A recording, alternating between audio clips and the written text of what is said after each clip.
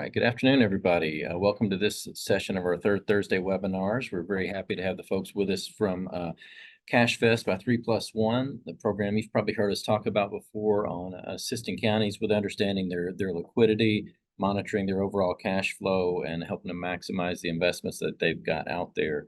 So I'm very happy we got Bill Cherry with us today, who's done outreach to a lot of counties in Tennessee. He's with the company to talk about some of his experiences both as a county treasurer himself and then working with the company here. So this program that we were happy to endorse, our board voted to do that a while back. We first started having meetings about the program right around the start of the pandemic. So that kind of slowed down bringing it to Tennessee a little bit, but we're endorsing it. It's a program obviously endorsed by the National Association of Counties, and then our sister organization, the County Officials Association of Tennessee here, does as well for the trustees that are involved there.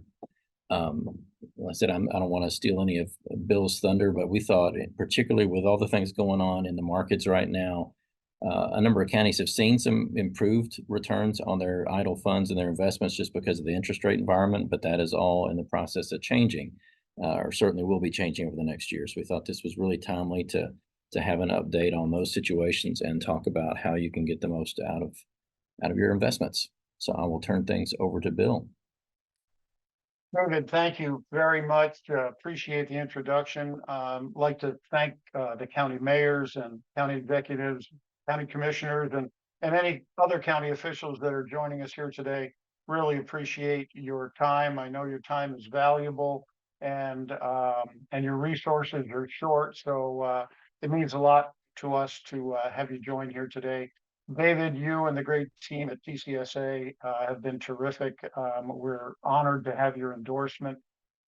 We work great with you guys and our team, all of us working together with the support of the National Association of Counties, and their endorsement, NACO, is a huge plus.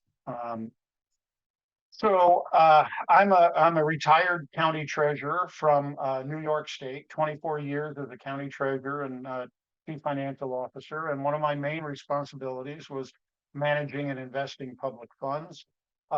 There's my contact information, including my cell number. I'll give it to you again at the end of the presentation as well. But always happy to talk to anyone in any county about treasury services and investments and options. I'm not an investment advisor. Don't pretend to be, but what I am is a longtime treasurer and had a total of 38 years of service in local government. So I know how important public funds are and how critical it is that we protect them and make sure that they're safe and secure, but also that we put them to work earning interest, because every dollar that's earned in interest on your liquidity is $1 less that you have to generate through property taxes and fees. So I did some research into counties in Tennessee, and I got this information from the comptroller's local government finance division. And it might surprise you to know that Tennessee counties, the 95 counties in Tennessee, have just under $2 billion in cash on deposit.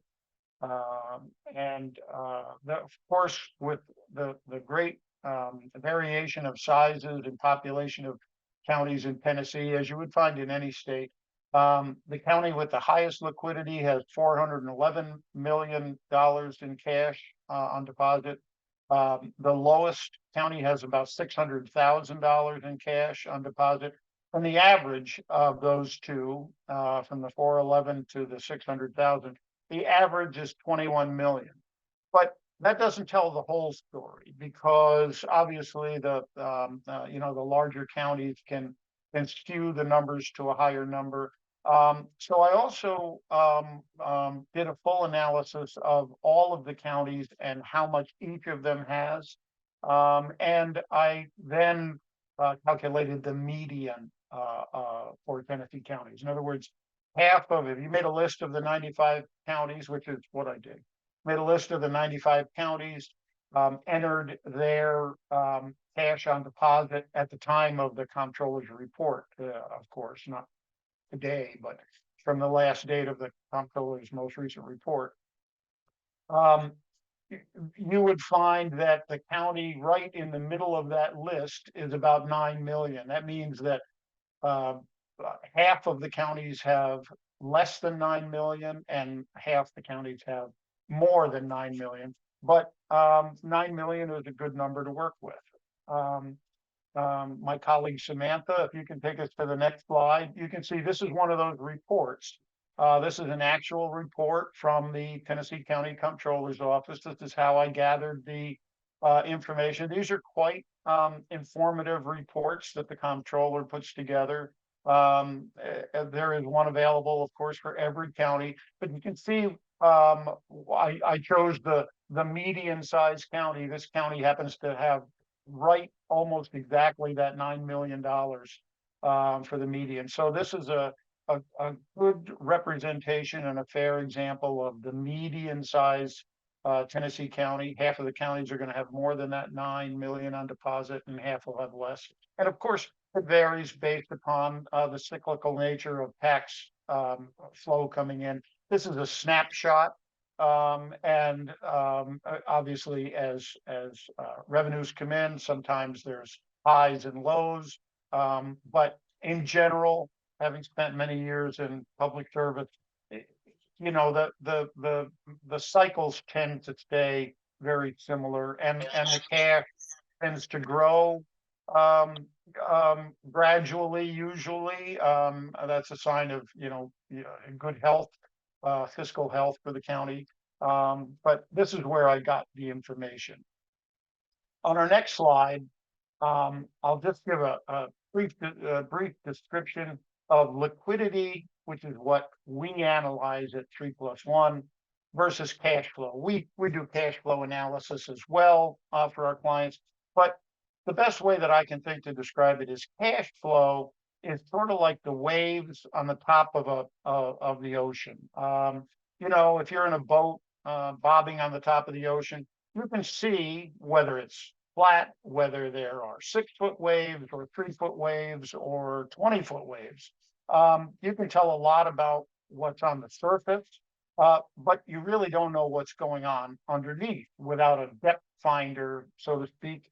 You really don't know what's going on beneath the surface.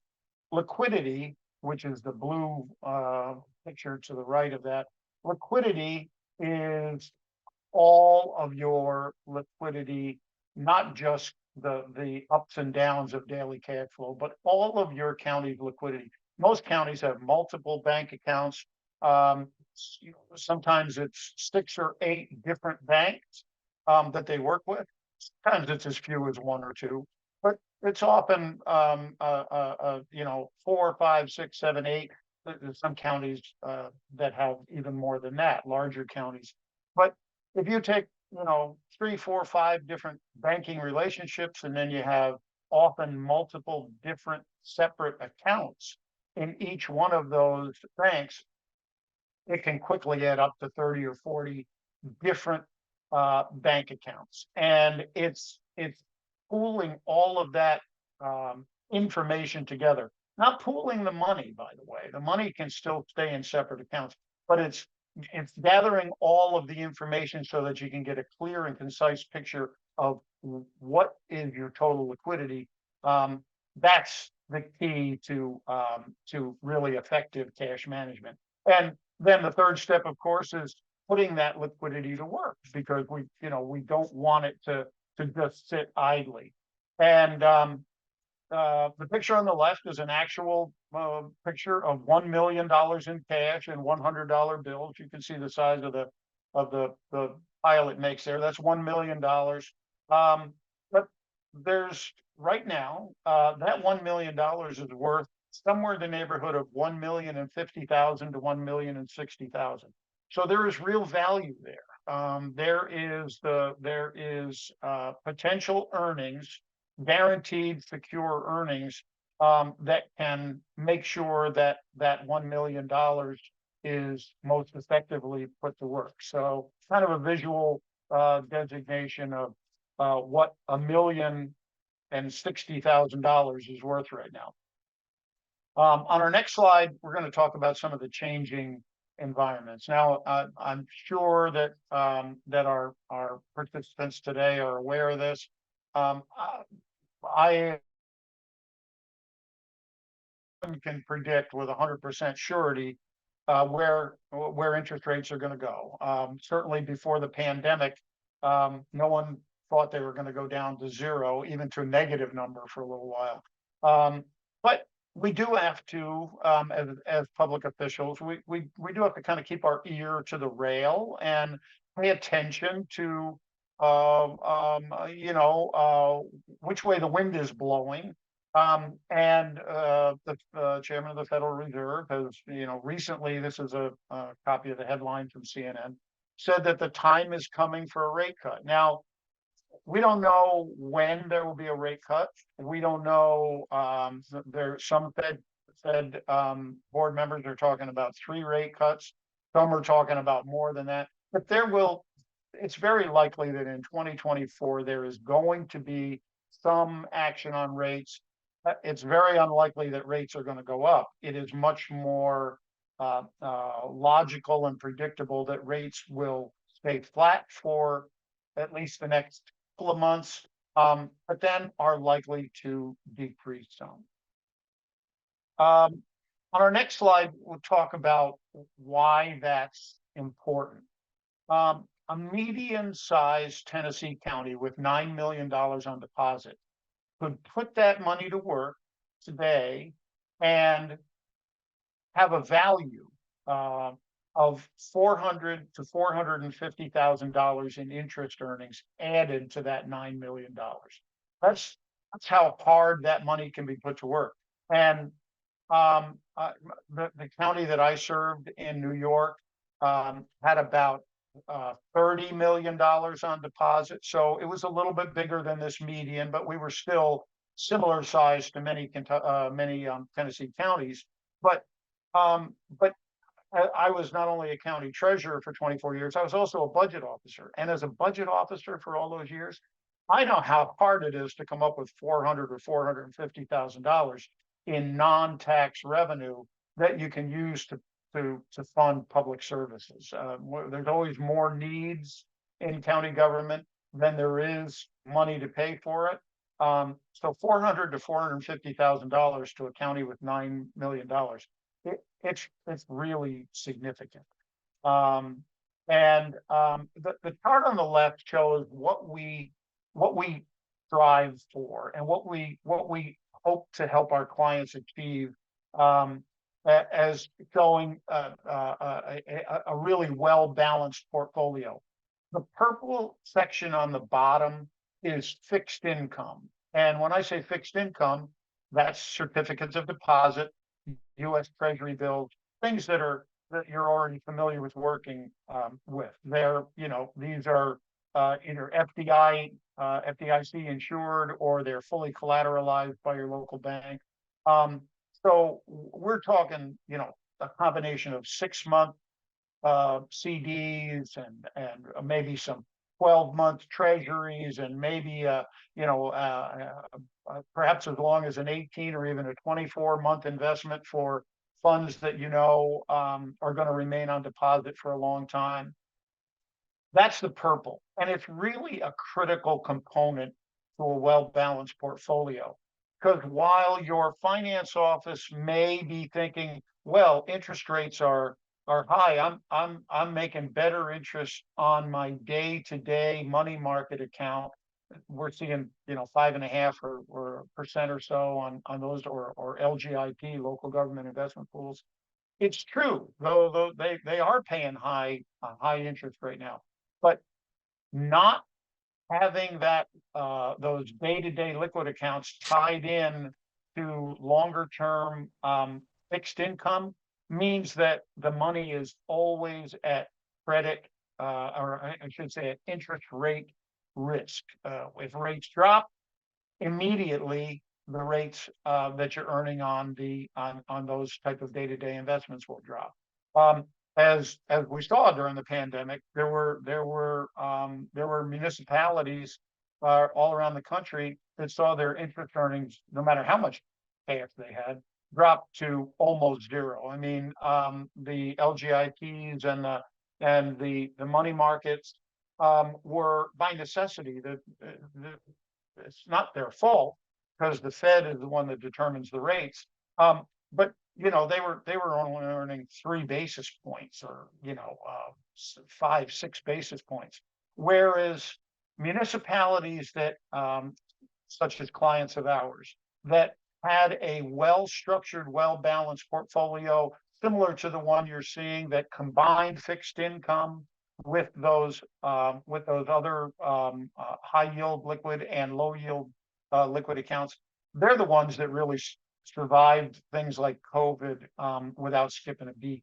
Um, many of our clients continue to earn between 2 and 3% when interest rates were zero. So they really survived that downturn of the pandemic without skipping a beat, and their revenues stayed high. That's what we have a chance to do now. That's why I think this webinar is important, because we've now we've seen the smoke signals that the Fed is likely to cut rates. Now, are they going to cut them to zero? Of course not. But, if there are 3 to 6 interest rate cuts during the next, we'll call it, year or so, I mean, that could drop rates from their current 5 to 5.5% range. But they could drop down to, they could easily drop down to 3, 2.5. And that's going to make an impact on your earnings. Again, not trying to make predictions. I'm just, as a former treasurer, thinking what I would be thinking if I was still sitting behind that desk. So that the orange at the top is low to no yield liquid. That's certainly a critical component. You need money in your checking account to be able to pay your bills and make your payroll and so on. But we want to limit that as much as we can, because it's really not, it's doing its job, enabling you to pay your bills, but it's not earning any significant interest, or sometimes no interest. The bright blue section in the center, that's high yield liquid. That's things like the local government investment pools and high yield money market accounts. So I just present this slide just as a good reminder that it takes all 3 levels, the orange, the blue, and the purple, to really ride out any storm. And that's what a good balanced portfolio will allow you to do. So on the next slide, we'll see what happens if you don't, because there are municipalities that simply don't at this present time have any money in fixed term investments like CDs or US Treasuries, because interest rates are high, or because they think they don't have enough information to know how long the money is going to be on deposit. They just leave their funds in those day-to-day accounts, but that subjects them to these fluctuations that can happen when rates decrease. So for every Federal Reserve interest rate cut of about 1%, let's say if they went from 5.5, we'll say, to 4.5, every $1 million suddenly becomes worth $10,000 less than it was the day before, because interest rates are lower. It's now that $1 million is going to not earn as much as it would have the day before, and immediately you feel the impact.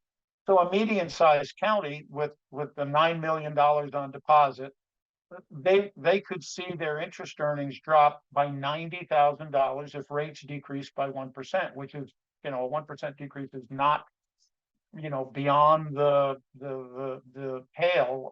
It's, there is a large school of thought that thinks that that's going to happen this year. So, that's $90,000 to that $9 million county. That's, $90,000 is significant. And if it went down by 2%, it's $180,000 to that county. And Tennessee counties as a whole, knowing that they have that almost $2 billion, Tennessee counties taken as a whole could see interest earnings and interest revenue drop by almost $20 million, $19.9 million if rates were to decrease. So that's how important interest earnings and non-tax revenues are. They're big numbers that can really affect your operation. We have many clients at 3+1 where their interest earnings make up about I should say offset is a better way to put it. Offset of 13 to 15% of their entire property tax levy.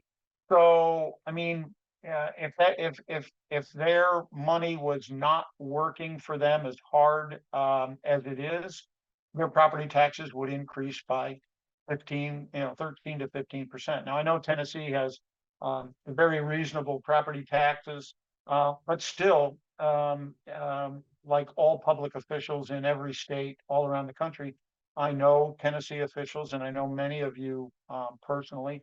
I know how seriously they take their responsibilities in their job, and I know that they want to do everything they can to hold the line on taxes and to make the most of the liquidity that they have. So that's why I think it's important to be aware of what happens when rates decrease.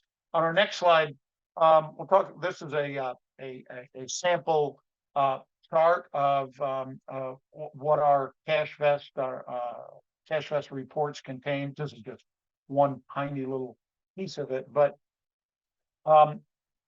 we do future forecasting for our clients. We predict with great accuracy based upon past historical data. We look at billions of transactions for counties all across the country. We look at all transactions and of course for your specific county, and we're able to predict with great accuracy and the latest tools and technology. We're able to predict how much money you have on deposit at any given time, and also how long those funds will remain on deposit. We do that by looking at all past transactions. And again, it's pretty, the cycles tend to remain very similar. So we can, in this particular client's case, they have, this is a pretty big county because they have you'll see under where it says total, there's $154 million in liquidity there. 25 million of it is in working capital. That's the next column over, second from the right. 25 million in working capital. Again, that's sort of that, if you remember the orange top layer, that's going to be needed for daily cash flow needs and bill paying. Then we're conservative, so we incorporate a cushion. Cushion is going to be for things like high yield LGIPs, money markets, perhaps even a short-term CD or treasury, 30 days. And then we continue down the line to the left. Level one, for this particular client, we've predicted that they have $29.5 million in level one money, which means it can be absolutely confidently invested for a period of 1 to 6 months. And then we have the benchmark rates there, 5.5%. When we go to level two, our calculations would show that they have an additional 21.5 million over and above the 29.5, an additional 21.5 that could be invested for 6 to 12 months, and we give the rates there, and on down to 12 to 18, 18 to 24, and 24 to 30. So this client is able to put together a laddered portfolio of short-term CDs, medium-term CDs and treasuries, long-term investments like CDs and treasuries as well, that will protect them from those fluctuations. And so it takes more than just looking at what am I earning on my money today. It takes, we have to look at it from the perspective of what's the best thing for my taxpayers, where I'm looking at my investments if something happens tomorrow to interest rates. This client is protected because they have a balanced, sort of like building a brick wall, right? You do it a brick at a time. Each separate brick of this portfolio stands on its own, and when put together, it's incredibly powerful, and by far the best and safest way to have public money invested for the short as well as long term. So, on our next slide, we'll talk about your banking partners. By the way, we're not a bank. We never touch your money. We're not investment advisors. We are independent third-party financial data analysts, and we use the latest technology and tools to work with your finance office. We're a tool in your finance office's toolbox. We're always available. As you saw, I have my cell phone on that introductory page. We're not computers. Although obviously we have computers and use them, but we're real people with real experience and real knowledge, and you always get us. You're not going to talk to a computer or a touch screen. It's a great team, and we're all in one way or another either have some experience in the public sector. The founders of the company, Joe Rulison and Peter Fortgren, are longtime public officials, still public officials, and they created this and they also have banking experience. So they 3+1 together from the county official side of things, in that how can we help counties and other public entities. We also work with cities, public universities, but always public entities, not private. They put this team together as public officials themselves. We respect your banking relationships. We don't want to come between you and your banks. We're not going to say, oh, you need to switch banks. Obviously, we can help with things like requests for proposals. If you decide you want to compare one bank to another, we're also more than happy to just work with exactly the banks you tell us to work with. But we can also bring more banks into the mix of at least giving the most competitive rates. There may be banks that want to that are looking for public deposits, again, fully collateralized. They're probably regional versus just within the county. They may be statewide in Tennessee, but we work with clients all across the spectrum. But more often than not, our clients say, listen, we're happy with our banking relationships. We like our bankers. They've been there for us. But if we're going out for a $5 million CD and our bank either isn't interested or is offering a rate that simply can't compete, then sure, we're interested in hearing what other banks are offering. So that's what we do. That's how we help your finance office. And again, all investment decisions strictly remain with the county. We never touch the money. All we do is put together all the facts, the figures, do the future cash flow forecasting, so you know how much you have and for how long those funds will remain on deposit. And then we do an independent analysis of the current interest rate environment and your finance office, and of course your county commission make the final decisions. So what does 3+1 do? I kind of summed it up already, but we provide a comprehensive view of all your county's cash. And there's no other place to get that, quite honestly. If you have 5 or 6 different banks and each one has 10 or 12 different accounts, so you've got 50 or 60 different accounts, they are separate bank statements, and there's no real global view of what your liquidity is. That's what our CashVest reports are. They provide you with and your finance office with really an immense amount of information and data that's easily understandable, it's comprehensive, and it gives you a great, as a county mayor, a county executive, or a county commissioner, gives you a great insight into what the big picture is for your county. And we, of course, develop those highly accurate future forecasts of cash and liquidity, all done um, uh, based upon your specific county's actual transactions over the last year, or as time goes by and we can gather more information, the longer we're partnering with you, the more data we have, and even the further out we can make forecasts and even pinpoint it even there. And we provide those independent third-party evaluations of interest rate offerings. You can't get that really anywhere else. You can try calling around. I know as a treasurer, I lived through cycles of interest rates, and it was times when tells you a little bit about dating myself, but back then I used to fill out a fax form, and we'd fax it to, in my county, we had about 8 different banks.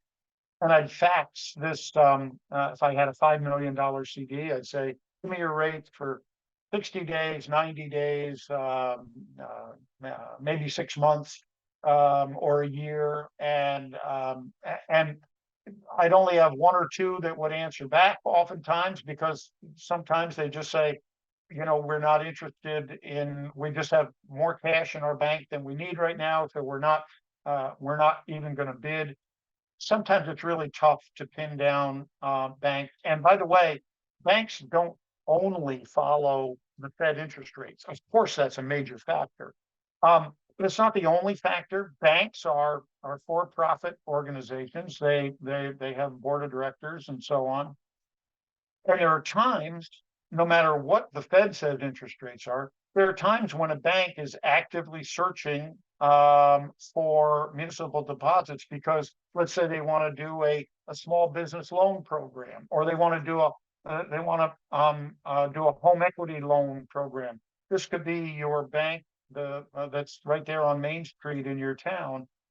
In order to do those, they need money. They need liquidity in order to put out those loans. So they then look to government. Government often has a lot of money, sometimes more than individuals. So they'll look to government to make deposits with them, and they'll increase the interest rates to sort of sweeten the pot, because that's how they want to put the money to work in their own way, which is really good for your community as well. Small business loans, building, mortgages. I mean, that's the great thing about kind of working together with your banks, because when they need your money, your county money, they're willing to pay more, and then they, pardon me, excuse me, and then they'll put that money to work right there in your community as well.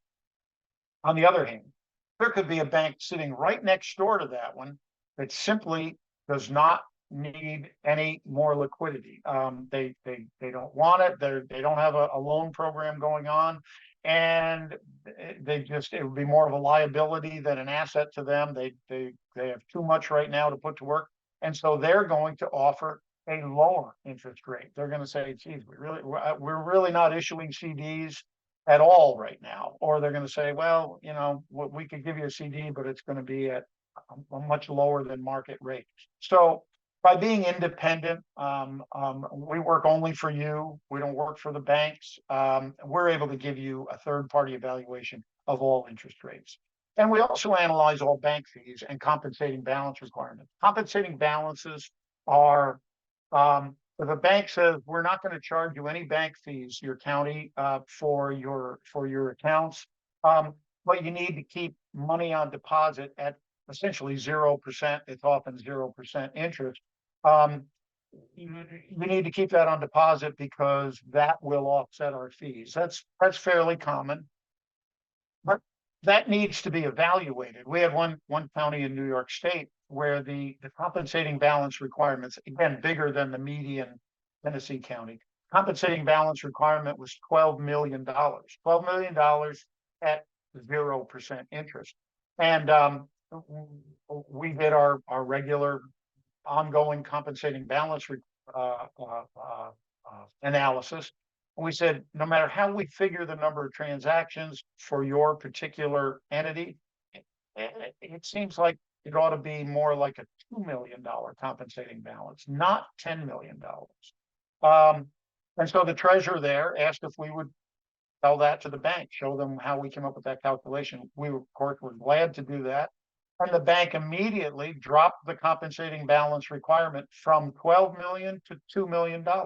That freed up $10 million for that county to begin to invest or to earn interest on. And as you saw from our previous slides, $10 million earning interest at today's rates, $10 million at 5%, it's $500,000 in additional revenue that county is earning every year that they wouldn't have been earning had we not done that analysis. So it's all part of the big picture of what we do. The small chart on the left is a typical example of one of our short-term cash position forecasts.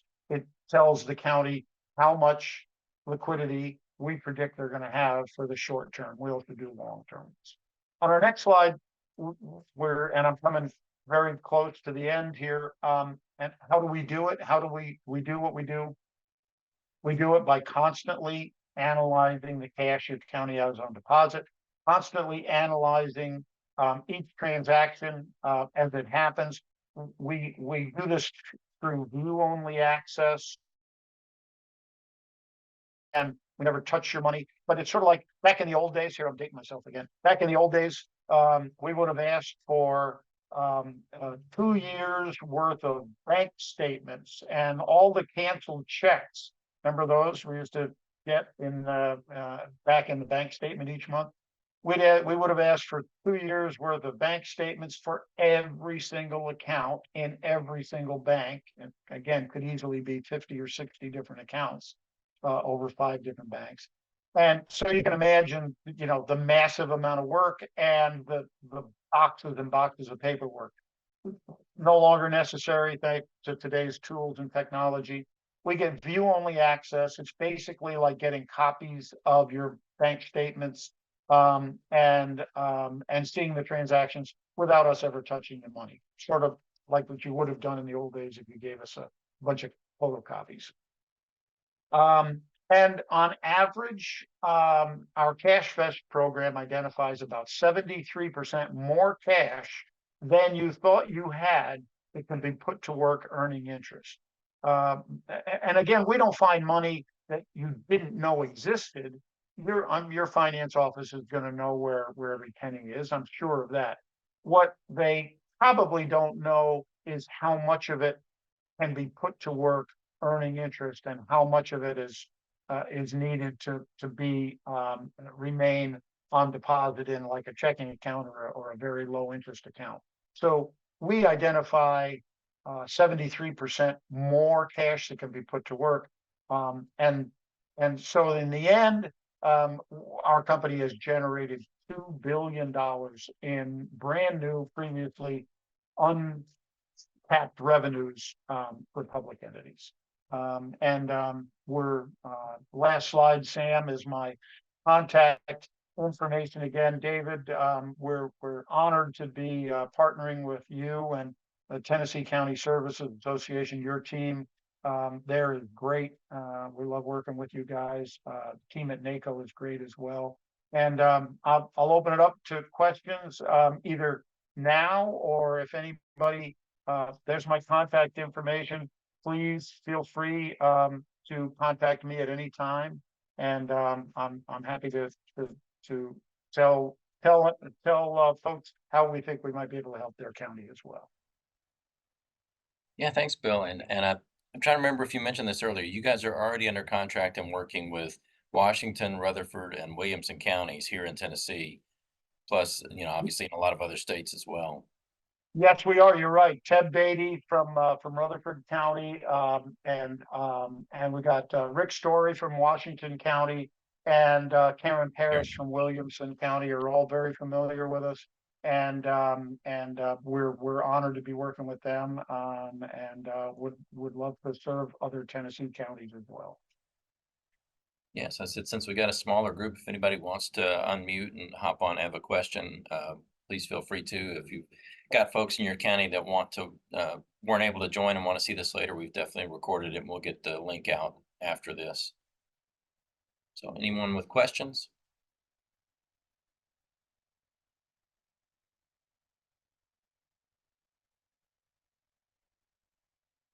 Well, I think you may have answered them all, Bill. Okay, that's wonderful. Again, I'd like to thank all of our participants.